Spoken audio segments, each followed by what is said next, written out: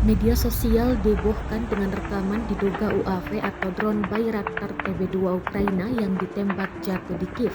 Drone tersebut ditembak jatuh oleh sistem pertahanan udara Ukraina sendiri.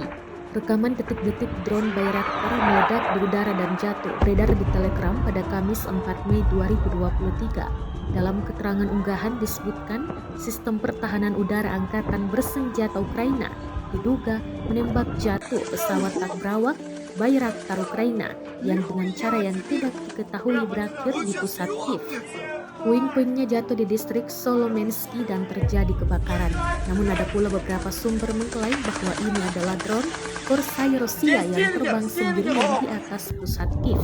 Belakangan dikabarkan Komando Angkatan Bersenjata Ukraina mengakui hilangnya UAV TB2 Bayraktar yang ditembak jatuh oleh Menpets rudal anti pesawat Angkatan Bersenjata Ukraina di atas Kiev.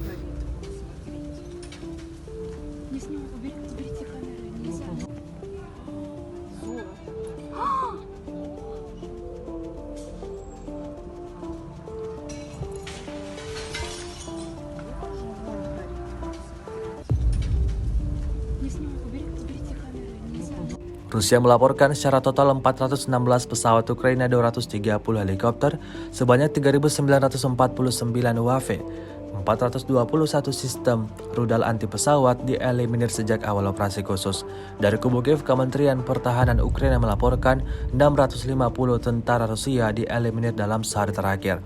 Total 192.590 prajurit Federasi Rusia meninggal sejak awal konflik hingga hari ke-435.